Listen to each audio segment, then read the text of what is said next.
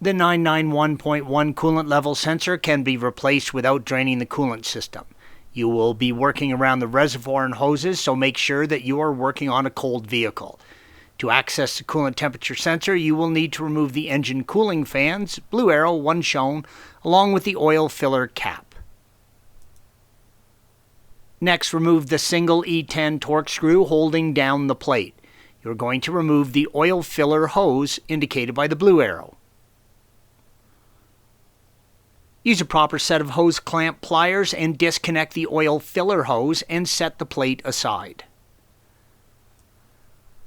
It is possible to reach in and change the sensor at this point, but it is not possible to get a picture of it.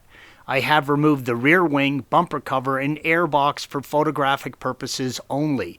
The sensor is located on the reservoir and indicated by the red arrow.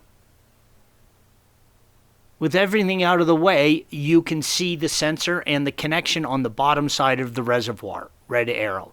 Again, you do not need to remove everything to access the sensor.